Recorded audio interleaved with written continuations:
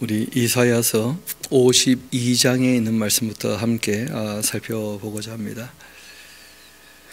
늘 시작할 때마다 말씀드리는 것처럼 이 이사야서는 1장부터 39장까지는 그 히스기야 왕 때까지 이야기, 바벨론 포로 전 이야기이고, 그리고 40장부터 66장까지는 그 1차, 2차, 3차에 걸쳐서 바벨론 포로로 잡혀왔다가 이제는 돌아갈 때가 다 되었을 때, 그때 하나님께서 예언자들을 통해서 너희들이 이제 바벨론에서 다시 그 이스라엘로 돌아가게 되었다. 그러니까 이제 정신 좀 차리고 다시 한번 바벨론 출애굽했던 것처럼 이 바벨론 역사를 새로 시작하게 되어지니까 너희가 정말 나의 증인된 삶을 살아주면 좋겠다. 그런 말씀과 함께 하나님께서 말씀은 그렇게 하고 계시는데 원하고 바라시는 것이죠, 그렇죠? 그들을 통하여. 왜냐하면 그는 그 이스라엘 백성들이 해줘야만 이루어지는 것이거든요. 한편으로는 하나님께서 일방적으로 하기로 하시는 것이 있습니다. 그것이 이제 메시아를 보내셔서 이스라엘 백성이 아무리 자기 역할을 잘 감당한다 할지라도 그 죄 문제는 그렇게 해서 해결되는 게 아니거든요. 그래서 하나님 쪽에서 그 하실 일들에 대해서 미리 말씀하시는 내용들 중에 메시아 예언이 꽤 많이 나온다는 거예요. 특별히 이제 하나님의 종의 노래하는 것이 다 메시아에 관계된 그 이야기들이고, 예수님의 그 초림과 그리고 예수님의 재림, 그 크게 이 땅에 그 메시아가 그 오시지 않습니까? 또 오셨었고, 그 초림 때 오셔서 하실 일과 또 재림 때 오셔서 하실 일들에 관해서 예언된 내용들이 꽤 많다는 거예요.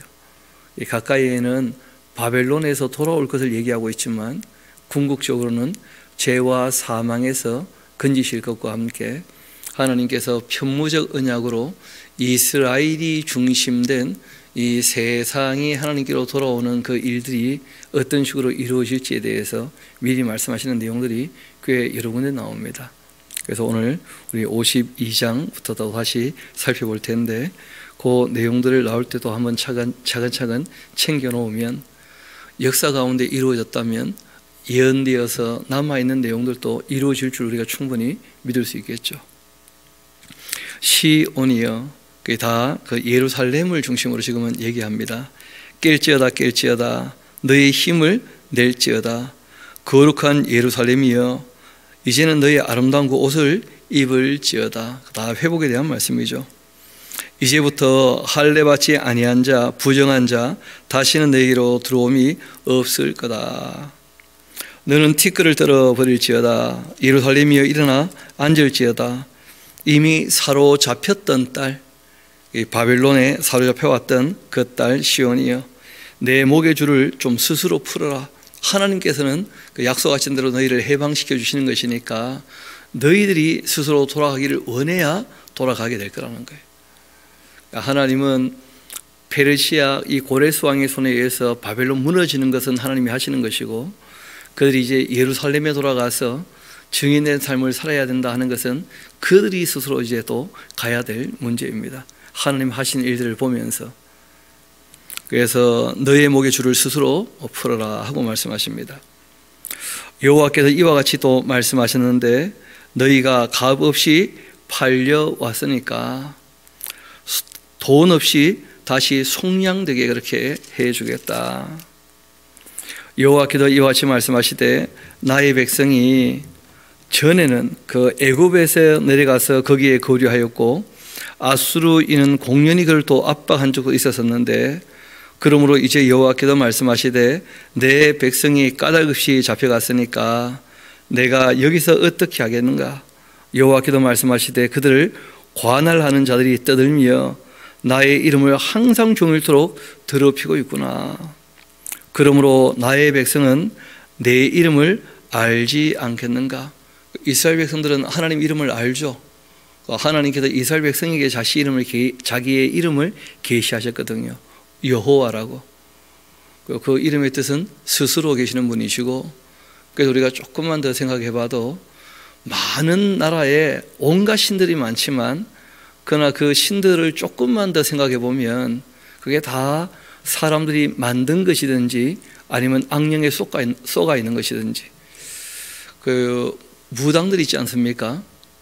그 무당들이 그 신내림이라는 것을 얘기하지 않습니까? 신병 앓는다. 그래서 자기에게 이제 그 조상님이 왔다, 아기님이 왔다 하면서 뭐 이 신이 임해가지고 신병을 앓고 이제 무당이 되거든요. 그 자기한테 왔던 그 신들이 어떤 신인지 줄줄이 꿰고 있어요. 적어도 3명 이상은 모신답니다. 많이 모시면 12명 넘게도 모시고. 그런데 문제는 그 신들이 기원이 어떠하냐, 어떤 신이냐 물어보면 거기에 대해서는 설명이 없어요. 그냥 일단 자기에게 어떤 신이 온 것은 사실이라는 거예요. 그건 뭐 부인할 필요는 없는데, 문제는 그 신이 스스로 계시는 분이냐, 아니면 타락한 천사가 사람을 속이는 것이냐, 아니면 스스로 속은 것이냐, 거기에 대해서 아무 분별을 하지 못해요.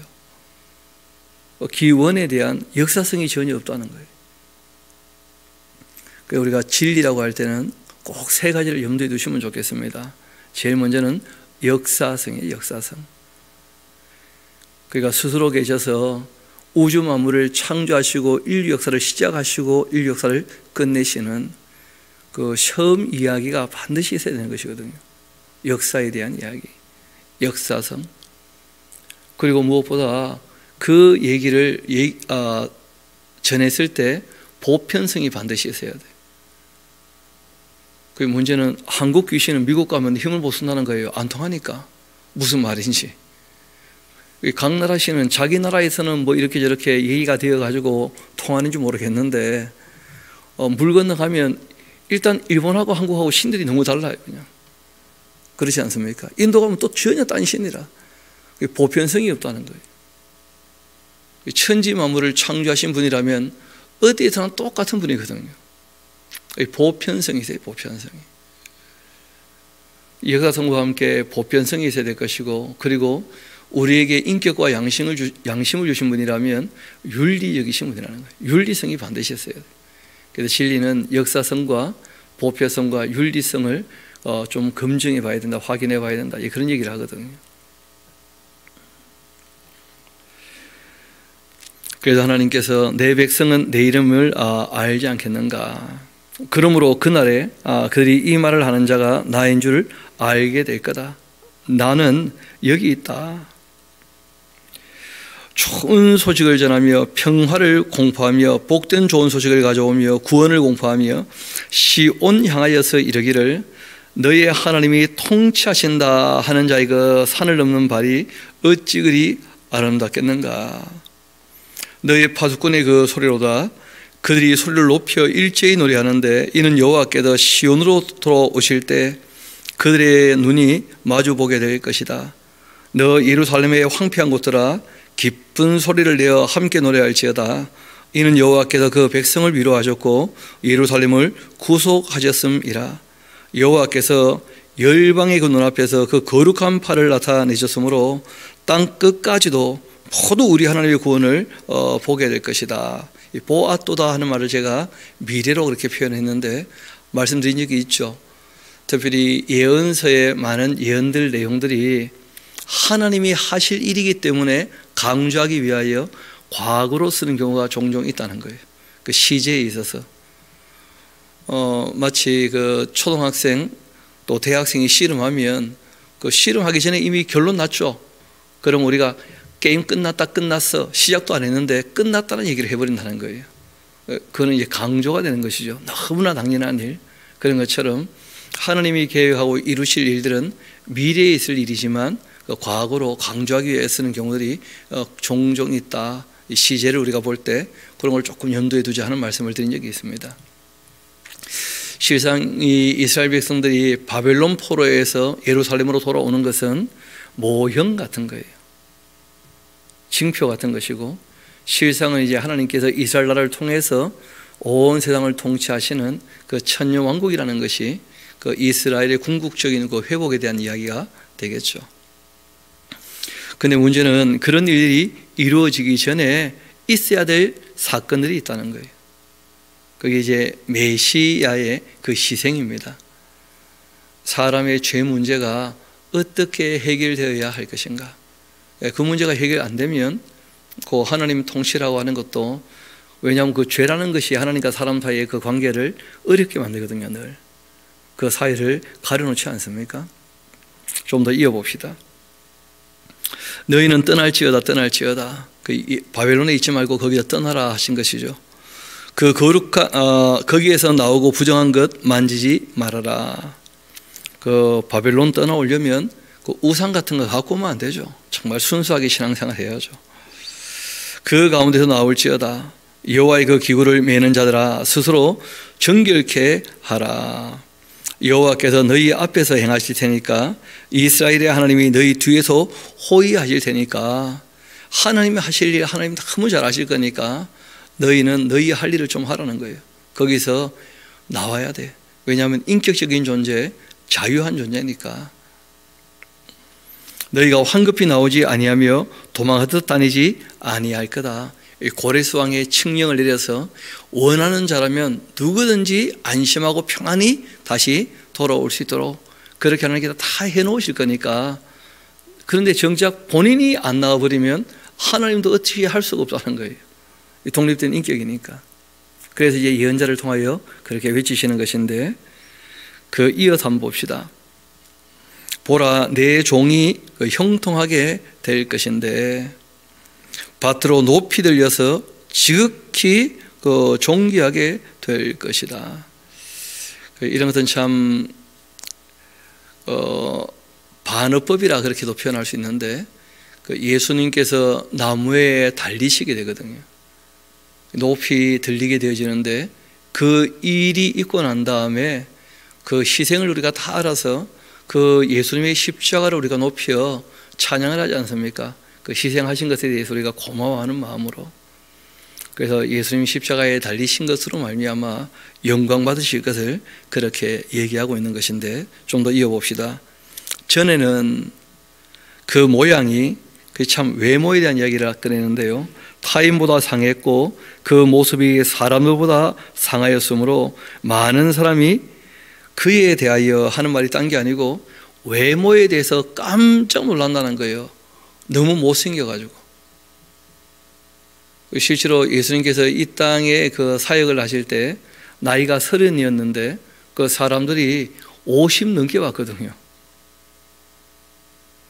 50 가까이 그렇게 봤으니까, 예수님이 아브라함 봤다고 하니까 너가 나이 50도 못해 무슨 아브라함을 봤냐면서 그런 얘기하는 거 보면 마치 그 나병 환자들이 그 나는 부정하다고 손으로 자기 입술을 가리는 것처럼 예수님 모습도 그렇게 너무 얽어지고 못생겼다는 거예요.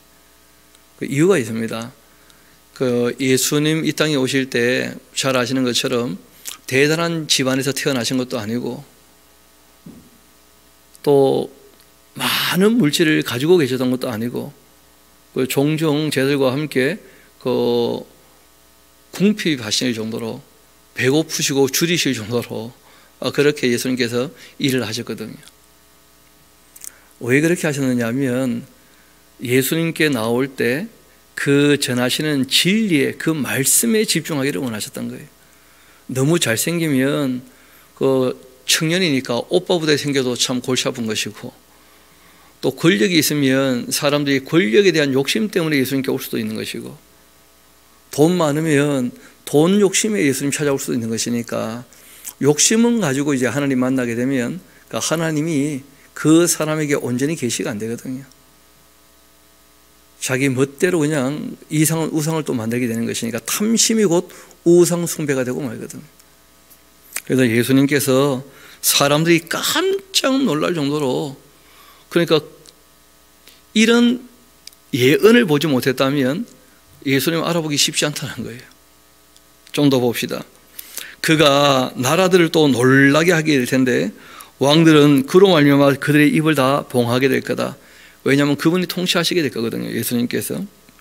이는 그들이 아직 그들에게 전파되지 아니한 것을 보게 될 거고 아직 듣지 못했던 것을 다 깨닫게 될 것이니까, 예수님 누군지 다 알게 되면 그때는 이 땅 사람들이 아무 말 못하게 될 거라는 거예요. 하나님의 그 크신 사랑과 베푸신 은혜에 대해서. 우리가 전하는 것 누가 믿었겠는가? 참 믿기 쉽지 않은 얘기라는 거예요. 지금도 우리가 예수님에 대해서 전해보면 그 믿지 못하는 사람들 꽤 많거든요. 또 여호와의 팔이 누구에게 나타났느냐?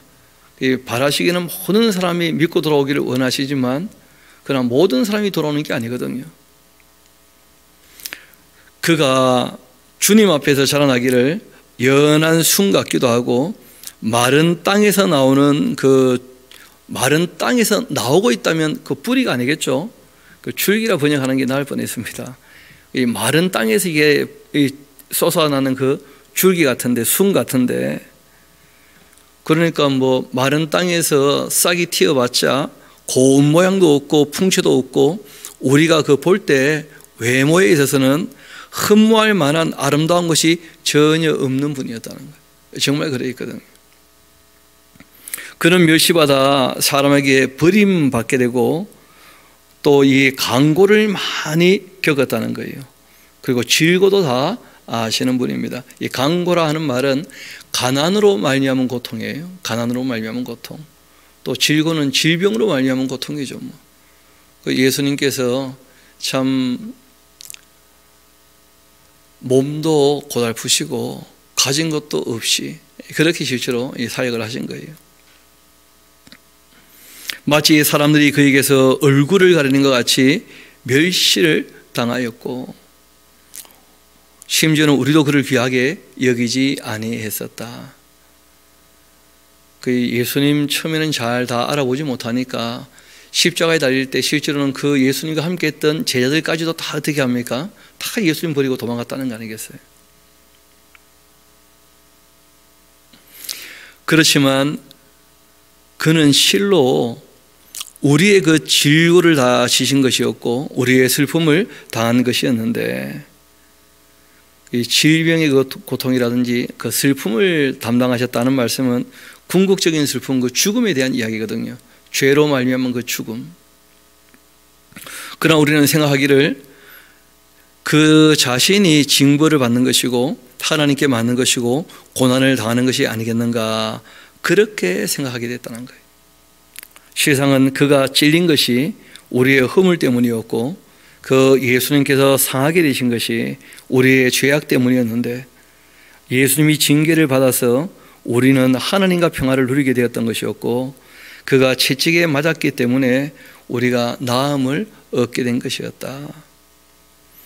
그렇지만 우리는 다 양 같아가지고 그릇 행하면서 각기 제 길로 다 갔지만은 그러나 여호와께서 우리 사람들의 그 모든 죄악을 예수님께 담당케 하셨다. 그렇게 하면서 죄를 사하신, 죄값을 치르게 하신 그 분이 바로 예수님이다 하는 것을 이 이사야가 예수님 오시기 500년 전에 이미 예언하고 있다는 거예요.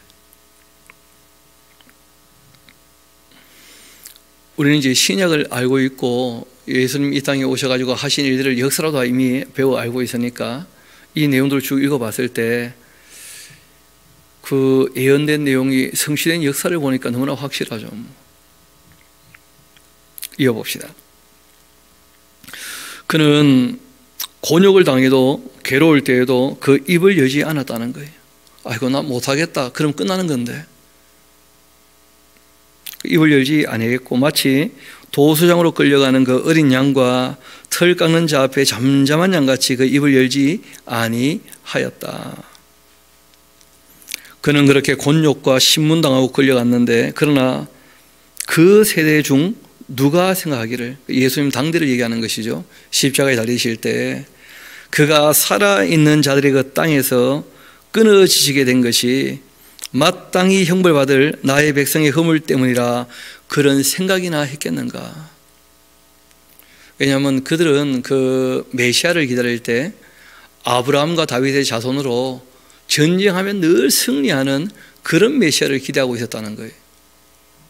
그래서 죄에서 사람을 건지시는 그 메시아, 죽음에서 사람을 건져주시는 그 메시아, 이 구원자가 오셨다. 하나님께서 기름 부으셔가지고 그런 구원자를 보내셔서 이 땅에 오셨다는 것, 그걸 잘 인식을 못했던 거예요. 그래서 마태도 처음 예수님을 소개할 때는 아브라함과 다윗의 자손 예수 그리스도의 세계라 하고 유대인 관점에서 예수님을 소개하지만 실상 얘기하고 싶었던 것이 본인도 그렇게 처음에는 오해했었는데 자기 백성을 저희 가운데에서 구원할 자로 오셨다 하고 밝히고 싶었던 거예요. 그러니까 사람들 기대했던 것보다 너무 크신 분이 오니까 사람들이 미처 알아보지 못했던 것이죠. 오히려 이어봅시다.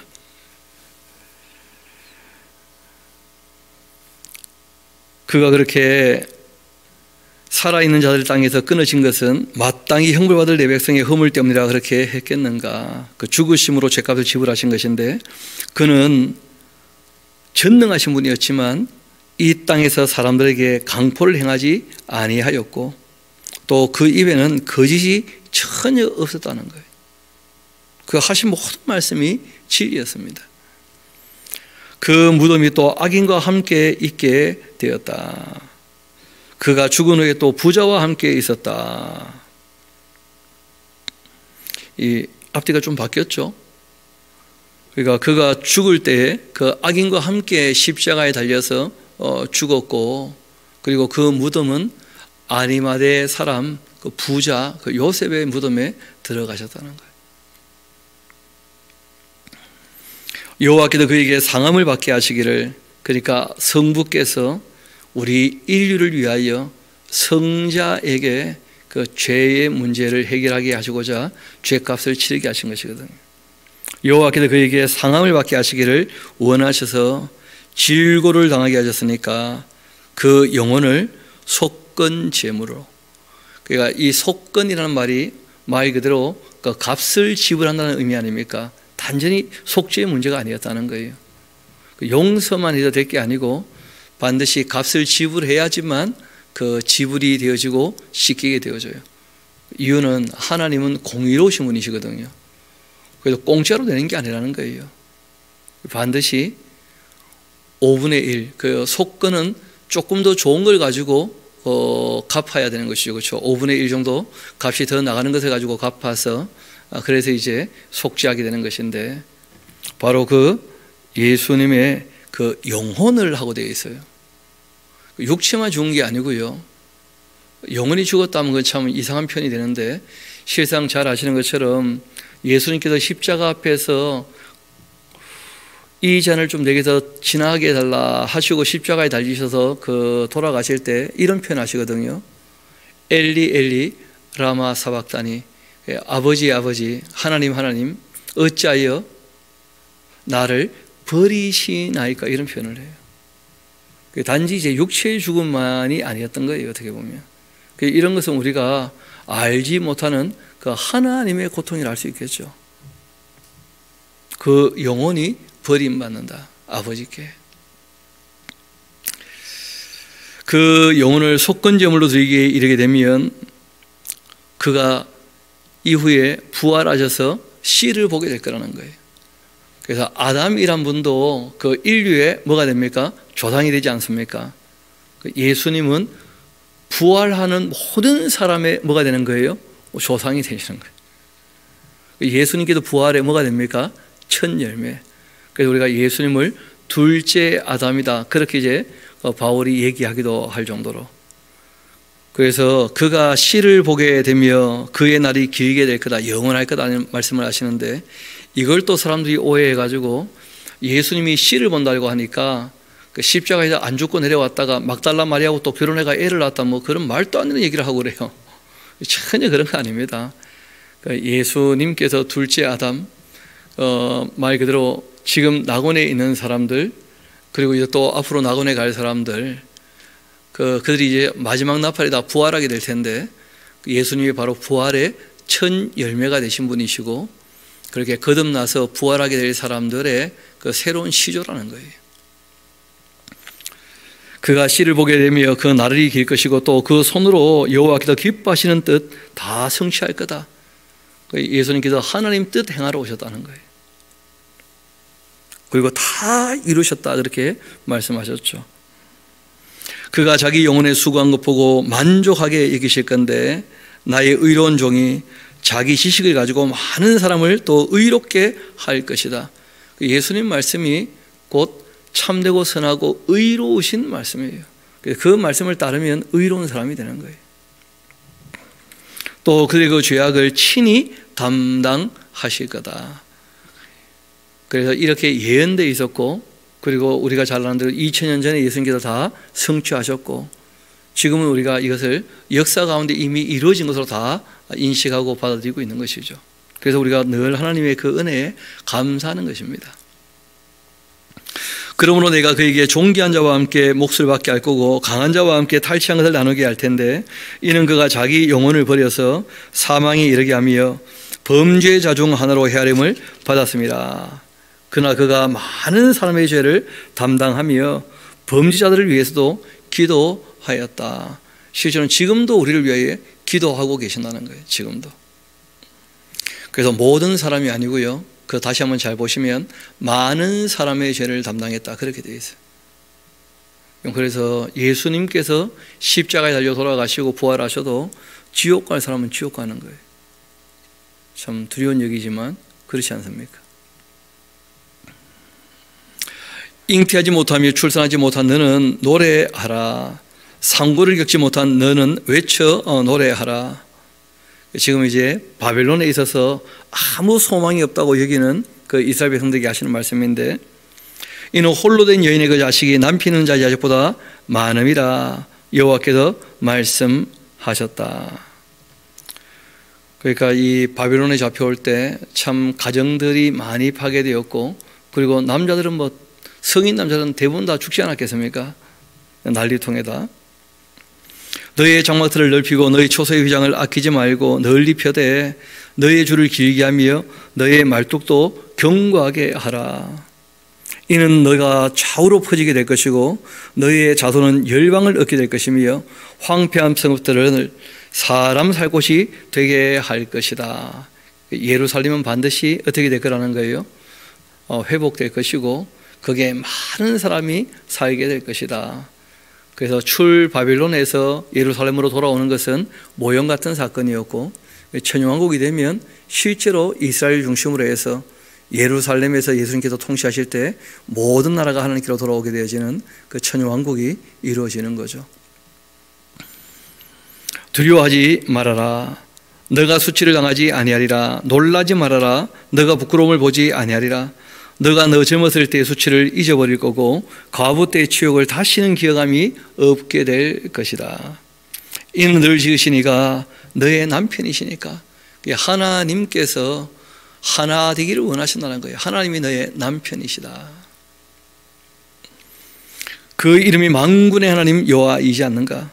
너 구속자는 이스라엘의 거룩한 이시다. 그분은 단지 이스라엘뿐 아니고 온 땅의 하나님이시다. 그렇게 일컬음 받게 되실 거다. 그래서 우리가 지금 대한민국에 살고 있지만 이 해운대에서도 이스라엘 백성을 통하여 계시되었던 바로 그 하나님 여호와 하나님을 우리 하나님 아버지로 고백하게 되는 줄 믿습니다. 하나님은 온 땅의 하나님이셔요. 이스라엘 나라를 통해서 자신을 계시하신 것이거든요. 온 인류에게. 여호와께서 너를 부르시되 마치 버림받아 이 마음에 근심하는 그 아내 곧 어릴 때 아내가 되었다가 버림을 받은 자에게 함같이 그렇게 하실 거다. 너희 하나님께서 말씀하셨다. 이거는 그 이스라엘 역사를 조금 이해할 필요가 있는데, 그 히스기야라는 사람이 자기 아내를 버린 적이 있었거든요. 그러다가 생명 한 15년이 연장될 때 그 끄림칙에서 버렸던 그 아내를 다시 받아준 적이 있어요. 그런 역사가 있었던 것처럼 하나님께서 너희들 그 끄림칙 해가지고 버린 것처럼 그렇게 너희들이 알고 있지만 다시 품에 안아주신다. 그러니까 이제는 좀 정신 차리고 좀 바르게 해라. 그런 얘기를 하고 있는 겁니다. 내가 잠시 너를 버린 적은 있지만 그러나 큰 긍휼로 너를 모을 거다. 내가 넘치는 진노로 너의 얼굴을 내게서 잠시 가렸지만 그러나 영원한 자비로 너를 긍휼히 여길 거다. 너의 구독자 여호와께서 말씀하신 거다. 이는 나에게 노아의 홍수와 같다. 내가 다시는 노아의 홍수로 이 땅 위를 범람하지 못하게 하리라 맹세한 것 같이 내가 너에게 노하지 아니하며 너를 책망하지 아니하기로 맹세하였으니까 산들이 떠나며 언덕들은 옮겨질지라도 나의 자비는 내게서 떠나지 않고 나의 그 화평의 그 언약은 흔들리지 아니할 거다. 너를 긍휼히 여기시는 여호와께서 말씀하셨다. 여러분, 노아에게 말씀하신 게 있죠. 내가 다시는 물을 가지고 이 온 인류를 진멸하는 그런 일은 하지 않겠다 말씀하셨는데, 그 노아 이후에 그런 일이 아직 없었거든요. 인류 역사 가운데. 그러니까 하나님 말씀대로 그렇게 다 되고 있다면, 그러면 이스라엘의 그 궁극적인 회복도 말씀하신 대로 이루어질 겁니다. 그렇지 않습니까? 너 공고하며 광풍에 요동하여 또 안위를 받지 못한 자, 봐라 내가 화려한 채색으로 너희 둘 사이에 더하며 충옥으로 내 돌 사이에 더하며 충옥으로 너희 기초를 쌓고, 그리고 홍보석으로 너희 성벽을 지을 거고 성류석으로 너희 성문을 만들고 내 지경을 다 보석으로 꾸며주겠다. 예루살렘이 굉장히 영광받게 되고 화려하게 될 거다, 그런 말씀을 하시는 거죠. 내 모든 자녀는 여호와의 그 교훈을 받게 될 것이고 너희 자녀에게는 큰 평강이 있게 될 것이며 너는 공의로 서게 될 것이고 학대가 너에게서 멀어질 거다. 너가 두려워하지 아니할 것이고 공포도 너에게 가까이 하지 못하게 될 거다. 봐라, 그들이 분쟁을 일으킬지라도 나로 말미암지 아니한 것이니 누구든지 너와 분쟁을 일으키는 자 너로 말미암아 다 패망케 될 거다. 보라, 숯불을 불어서 자기가 쓸만한 연장을 제조하는 장인도 내가 창조했고 또 파괴하며 진멸하는 자도 다 내가 창조한 존재들이다. 하나님이 창조주이신 동시에 구세주가 되시는 분이시고, 또 하나님께서는 늘 함께해서 도와주시는 보혜사이시면서 심판주도 되신다는 걸 꼭 기억하셔야 돼요. 우리가 하나님에 대한 인식은 이 네 가지는 꼭 염두에 두셔야 됩니다. 창조주이시고 구세주가 되시고 보혜사이시며 심판주이시다. 그 하나님께서 우리에게 계시가 될 때 성부, 성자, 성령 삼위일체로 자신의 인격을 드러내셨죠. 너를 치려고 제조된 모든 연장 쓸모가 없게 될 거다. 일어나 너를 대적하여 송사하는 모든 혀 너에게 정죄로 오히려 당하게 될 거다. 이는 여호와의 종들의 그 기업이고 이는 그들이 내게서 얻은 공인이라. 여호와의 말씀이라. 그래서 하나님께서 자기 종으로 택했던 이 이스라엘 나라, 그리고 그 중심되는 그 예루살렘, 그 회복에 대한 그 말씀과 함께 궁극적인 회복을 말씀하신 것이죠. 그리고 이어 초대하시는 말씀이 나옵니다. 오호라 너희 모든 목마른 자들아, 물로 나와라. 돈 없는 자도 오라.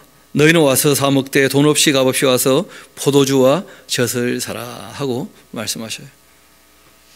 예전에 그 한대수라는 분이 계셨는데, 가수 중에서 그 노래 중에 물 좀 주소 하는 노래가 있어요. 자기 너무 갈증이 난다는 거예요. 자유에 대한 갈증, 평안에 대한 갈증. 근데 아무도 자기에게 그런 물을 줄 사람이 없다는 거예요. 이번에 또 이적이라는 사람도 노래 하나 만들어줘, 그렇죠? 물 좀 달라고. 온 세상 사람들이 알고 보면 만족하지 못하고 다 갈증을 느낀다는 거예요. 어딘가 공하고 어딘가 비어있고 다 목말라 해요. 평화에 대해서 목말라 하고 외로움에 대해서 정말 함께 누리는 참된 기쁨을 소망하면서 행복에 대해 다 목말라 하거든요. 혼자 사는 게 충족이 안 되니까. 누구나 다 여기저기서 목말라 하는데 성경은 우리에게 말씀하십니다. 그렇게 진리에 목말라 하는 사람, 사랑에 목말라 하는 사람들 다 하나님께 오라는 거예요. 하나님께서 얼마든지 마시게 하시고 다 갈증을 해소케 할 것이니까 그런 말씀하십니다. 너희가 어찌하여서 양식 아닌 것 위하여 은달아 주냐, 또 배부르게 하지 못할 것을 위하여 수고하고 있냐. 잠시 있다가 다 없어져 버리는 그런 것들을 추구하지 말라는 거예요. 영원히 가치 있는 것을 좀 추구하고 바라봐야 되지 않겠는가, 그런 권고를 하십니다. 나에게 듣고 좀 들을지어다. 그러면 너희가 정말 좋은 거 먹게 될 것이고 너희 자녀들이 기름진 것으로 즐거움을 얻지 않겠는가. 친정한 즐거움, 영원한 즐거움.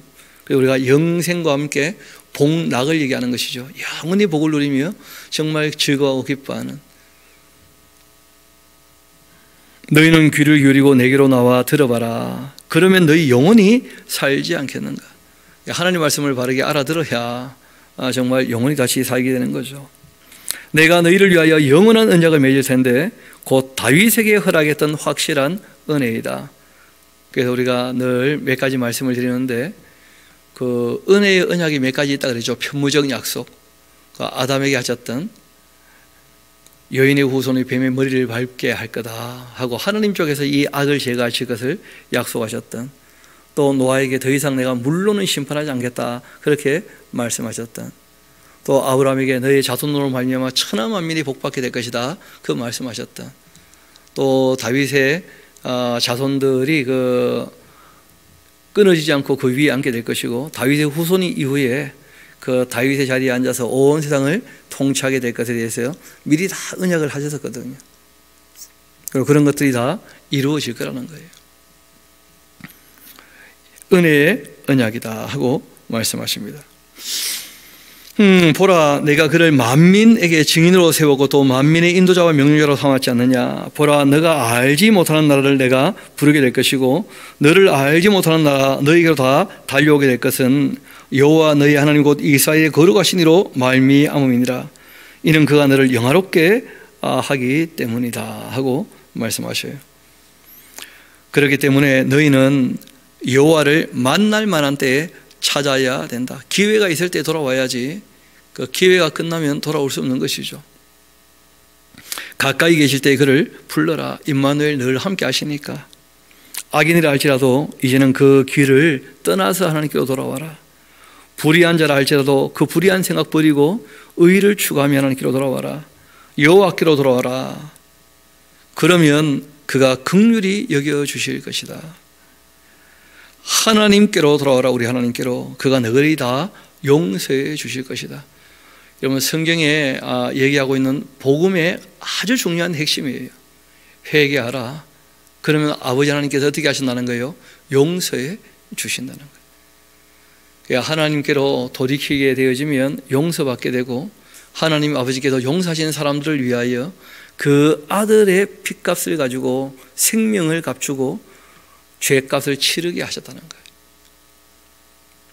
그래서 우리가 회개하여 용서받고 죄사함 받게 되었는데 그 일에 대해서 성령께서 오셔가지고 확증해 주시고 그리고 진리관으로 우리가 살아갈 수 있게 늘 도와주시죠.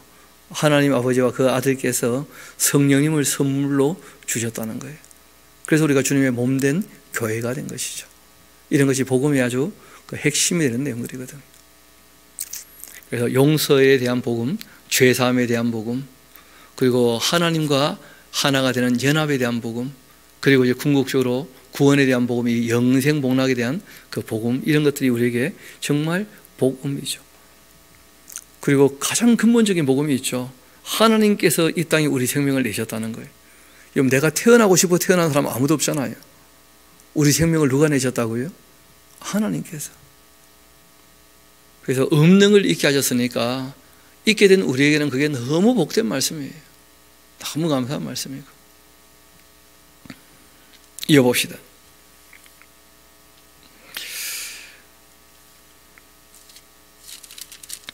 그래서 말씀하십니다. 돌아오라고. 너를 용서할 거라고. 이는 나의 생각은 너희 생각과 다르다 하고 말씀하셔요. 그러니까 우리가 우리 그 작은 지식 가지고 초월적인 세계를 다 아는 것처럼 그렇게 함부로 얘기하면 안 돼요. 사람들이 과학 좀 했다고 막 하나님 있네 없네 너무 함부로 말하는데, 여러분, 그 과학은 눈에 보이는 세계를 탐구하는 학문이고, 여러분, 눈에 보이는 세계는 눈에 보이지 않는 영적인 하나님께서, 영이신 하나님께서 만드신 것이거든요. 그러니까 우리가 알고 있는 물리 법칙이 전부가 아니라는 거예요. 없는 걸 있게 하신 분이 창조주이신 것이죠. 이는 내 생각이 너희 생각과 다르며 내 길은 너희 길과 다르기 때문이다. 그래서 욕심을 가지고 살아가면 안 됩니다. 하나님의 길과 우리 길이 다르기 때문에, 그래서 우리가 주의 말씀을 늘 상고하는 겁니다. 여호와의 말씀이니라. 이는 하늘이 땅보다 높은 같이 나의 길은 너희 길보다 높고 나의 생각은 너희 생각보다 높기 때문이다. 이는 비와 눈이 하늘로부터 내려 그리로 되돌아가지 않고 땅 적셔 소출이 나게 하고 싹 나게 하며 또 파종하는 자에게 종자를 주며 먹는 자에게는 양식을 준가 같지 않겠는가. 참 놀랍게도 벽씨가 땅에 떨어지고 비가 내리면 싹이 터가지고 다시 벼를 엮는 걸 보면 그 너무 신비하지 않습니까? 그런 걸 보면 참 신비, 하나님의 그 비밀, 신기, 참 하나님의 기술이다 우리가 다 고백할 수 있잖아요. 이 세상 만물을 돌아보면 신비롭지 않은 게 없어요. 지금 봄이 돼서 참 싱그러운데, 아니 그 고동색 그 나무에서 어떻게 그 초록색 싹이 나는지, 아니 겨울에 오기는 하얀 눈이 왔잖아요. 내리는 비는 또 잘 아시는 것처럼 물방울은 뭐 색깔도 안 보이지 않습니까? 대체 그 나무 안에 아무리 쪼개봐도 초록색 본 적이 없는데 어떻게 그 초록이 그 나무를 뒤엎는지, 그런 거 보면 참 신비하지 않습니까? 하나님께서 하시는 일, 지금 그런 것들을 연구하는 학자들이요, 세포 하나하나 뭐 논문을 쓰지만, 끊임없이 논문을 쓰지만 참 새로운 논문이 계속 나오는 거 보니까 모르는 게 아직 너무 많은 거죠. 그래서 공부를 안 해보면 다 아는 것처럼 얘기하는데, 공부하면 할수록 아는 게 더 없어진다는 거예요. 그래서 최고의 학자는 한마디 한다 그러죠. 잘 모르겠습니다. 최고의 학자는 내가 아는 것도 이게 다인지 모르겠다는 거예요. 겸손해질 수밖에 없다는 거예요. 학문의 세계가 공부하면 할수록 겸손할 수밖에 없다는 거예요. 다 모르는 게 많아져서. 이어봅시다. 그렇게 하나님께서 다 헛되이 이 역사를 운행하시는 게 아니거든요. 내 입에서 나가는 말도 이와 같이 헛되이 나에게로 돌아오지 않을 거다. 그래서 이 예언자들을 통해서 하셨던 말씀들이 우리 마음에 심어지고 우리의 신앙을 또 자라게 하지 않습니까?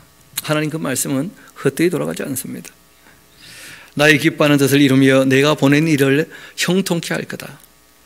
너희는 기쁨으로 나아가며 평안히 인도함을 받고 산들과 언덕들이 너희 앞에 노래를 바라고 들의 모든 나무가 손뼉치게 될 거다. 잣나무는 가시나무를 대신하게 되고 또 화석류는 찔레를 대신하여 나게 될 거다. 이것이 여호와의 그 기념이 되며 영영한 표정이 되어 끊어지지 아니할 거다. 여호와께서 이와 같이 말씀하셨는데, 그러니까 너희는 정의를 지키며 살아야 한다. 하나님은 참되고 선하고 의로우신 분이시거든요. 공의와 정의가 하나님의 보좌의 기초니까. 의를 행하라. 이는 나의 구원이 가까이 왔고 나의 공의가 나타날 것이기 때문에 그러하다. 또 안식일을 지켜라. 그 안식일을 더럽히지 말아라. 하나님의 창조 원리죠. 6일 일하고 하루 쉬는 것. 그 쉬면서 하나님을 좀 만나 뵙고 하나님과 사귀는 것. 그 안식일 더럽히지 말라. 또 그 손을 금하고 모든 악을 행하지 아니하여야 할 거다. 이와 같이 하는 사람이라면 그 악을 떠나고 의를 추구하고 그리고 6일 일하고 하루 쉬면서 하나님을 흘생하는 그런 사람이라면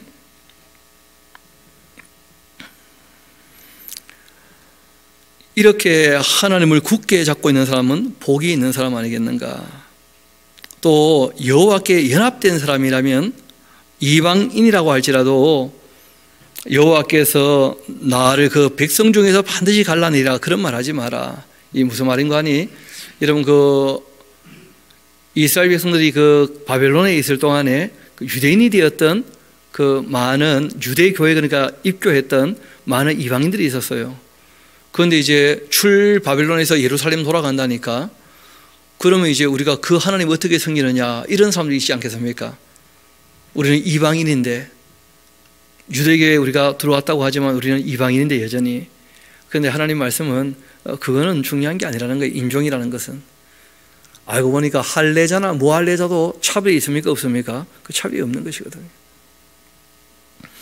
그래서 여호와께 연합되어 있는 이방인이라면 말하기를 여호와께서 나를 그 백성 중에 반드시 갈라낼 거다 하면서, 나는 고향이 여기인데 예루살렘으로 못 돌아가는데 그런 거 가지고 고민하지 말라는 거예요. 또 고자도 말하기를 나는 마른 나무라 그런 말 하지 말라는 거예요. 이런 말씀은 우리가 역사를 조금 살펴야 되는데, 다니엘, 하나냐, 미사엘, 아타랴 같은 분들이 환관장 밑에서 일을 했던 환관이었거든요. 그러니까 본인들이 원하지는 않았지만 그 위력에 의해서 강제적으로 그렇게 거세된 사람들이 있었다는 거예요. 근데 그 율법을 보면 고자는 여호와의 총에 들어오지 못한다, 그런 말씀이 있어요. 그러니까 이제 바벨론에 있을 때야 자기 역할이 있으니까 그 쓰임을 받았다 생각하지만, 이제 다시 바벨론에서 예루살렘으로 돌아가게 되면 그 고자였던 사람들 어떻게 하느냐는 거예요. 다 낙심이 될 만할 텐데, 그 말씀하시죠. 그런 거 염려하지 마라. 하나님은 중심을 보시는 분이니까 외모를 보시는 분이 아니고. 여호와께서 이와 같이 말씀하셨는데, 나의 그 안식일을 지키며 내가 기뻐하는 일을 선택하면서 나의 언약을 정말 굳게 잡고 있는 고자들에게는 내가 내 집에서 내 성 안에서 아들이나 딸보다 더 나은 그 기념물, 또 이름을 그에게 줄 거다 하고 말씀하신 거예요. 하나님의 집에서, 하나님의 성 안에서 또 영원한 그 이름을 주어서 끊어지지 아니하게 할 거다 하고 이제 말씀하신 겁니다. 이후에 우리가 이제 알게 된 것이었지만, 예수님이 오셔서 그 죽음 이후의 세계는 잘 아시는 것처럼 이 땅에서 갖고 있는 인간관계로서 관계가 계속 이어지는 것이 아니었죠. 그렇죠? 결국은 다 각 사람에 대한 문제 아닙니까? 각 사람에 대한 문제. 그러니까 이 땅에서 뭘 많이 누리지 못하고 없다 할지라도 그런 걸 가지고 너무 낭만하거나 실족하지 말라는 거예요. 누구와 올바른 관계에 들어가 있는가? 하나님과 올바른 관계에 들어가 있어야 그 영원한 관계가 되는 것이니까요. 이 땅에서의 모든 인간관계는 임시적 관계일 뿐이다, 뭐 그런 것이죠. 이어봅시다. 또 여호와와 연합하여 그를 섬기며 여호와의 그 이름을 사랑하면서 또 그 종되며 안식일을 지켜 더럽히지 아니하며 나의 언약을 굳게 지키는 이방인마다도 내가 곧 그들을 나의 성산으로 인도하여 기도하는 내 집에서 그들을 기쁘게 할 거고 그들의 그 번제 희생 나의 제단에 기꺼이 받게 될 것이다. 이는 내 집은 만민이 기도하는 집이라 일컬음이 될 것이기 때문에, 하나님의 그 집, 성전의 별명이죠. 만민이 기도하는 집. 만민이 기도하는 집의 원래의 의미는 하나님께 돌아오면 하나님 어떻게 하신다는 거예요? 다 받아주신다는 개념이었죠. 그래서 솔로몬이 처음 성전을 만들었을 때 그 기도문의 내용이 딴 게 아니었죠. 우리가 하나님께로 돌아오면 받아주시라, 용서해 주시고, 이방인이라 할지라도 하나님께 돌아오면 다 받아주시라.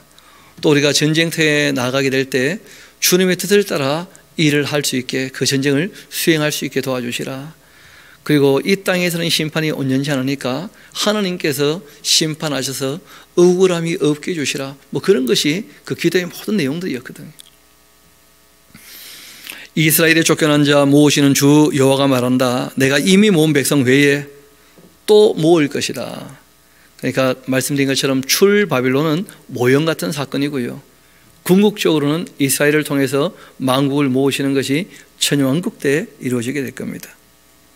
또 모아서 그에게 속하게 하리라, 그렇게 하셨느니라.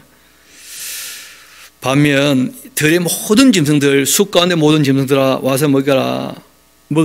이스라엘의 그 파수꾼은 맹인 같고 다 무지하고 벙어리 개들이라. 찢지도 못하고 다 꿈꾸는 자들이고 누워있는 자들이고 잠자기를 좋아하는 자들이다. 이 개들이 탐욕심에서 족한 줄을 알지 못하는 자들이라. 그들은 몰지각한 목자들이라. 다 제 길로 돌아가며 사람마다 자기 이익만 추구하였다.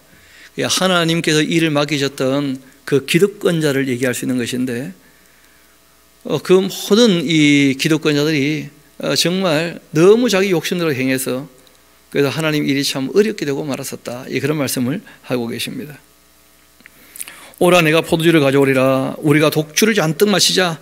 내일 또 오늘같이 크게 넘치라. 그렇게 함부로 말하는구나.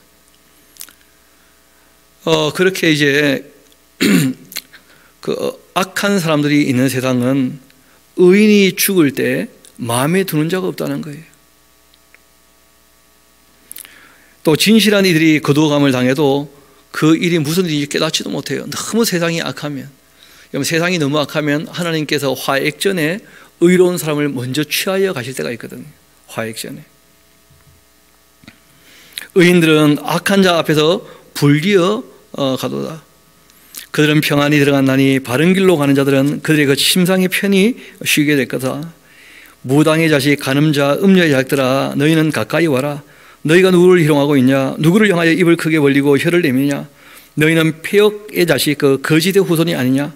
너희가 상수리 나무 사이 모든 푸른 나무 아래 음욕을 피우고 골짜기 가운데 바위 틈에서 자녀를 도살하는도다. 골짜기 가운데 매끄러운 돌들 중에 너희의 몫이 있으니 그것들이 곧 너가 제비 뽑아 얻은 거다. 또한 너가 전제와 예물을 그것들에게 드리니 내가 어찌 위로받겠냐. 너가 높고 높은 산 위에 또 너의 침상을 베풀고 너가 또 거기에 올라가서 그 제사를 드리고 우상에게 제사하는 것을 얘기하죠.